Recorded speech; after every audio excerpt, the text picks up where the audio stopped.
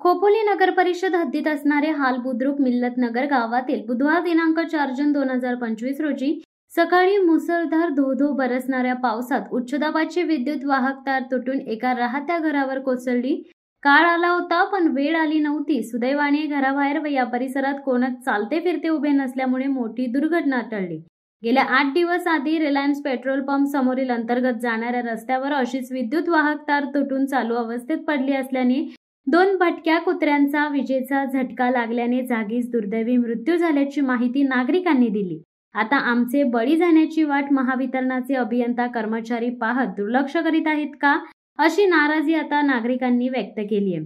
झुकलेले विद्युत खांब, लोंबकळलेल्या विजेच्या तारा वाऱ्याबरोबरच हेलकावे घेत असल्याचे चित्र खोपोलीतील अनेक गावांच्या परिसरात आहेत। याकडे महावितरण कंपनीचे दुर्लक्ष असल्याचे दिसून येते। वास्तविक पावसाळ्यापूर्वी मान्सूनपूर्व कामे जलद गतीने करणे गरजेचे होते, मात्र महावितरणचे अधिकारी कर्मचारी दुर्लक्ष करीत असल्याचा आरोप खोपोलीतील नागरिकांनी केला असून मान्सूनपूर्व कामे लवकर करून वाकलेले खांब, लोंबकळलेल्या तारा ओढून घेण्याची मागणी नागरिकांनी केली असल्याचे नागरिकांमधून बोलले जात आहे।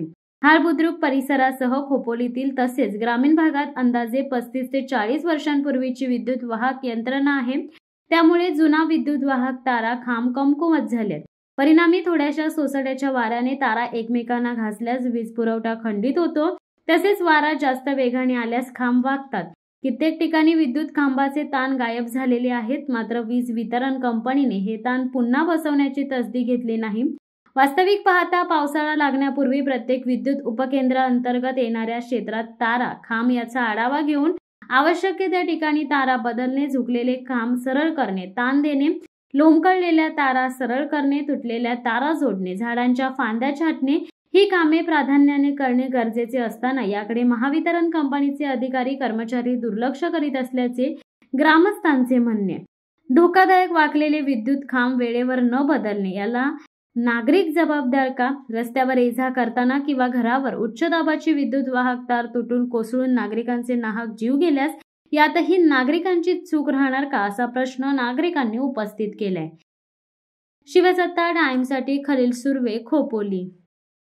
दे धडक बेधडक वृत्त देणाऱ्या आपल्या शिवसत्ता टाइम्स न्यूज चॅनलला लाल बटन दाबून सबस्क्राईब करा आणि बेल आयकॉनला क्लिक करायला विसरू नका।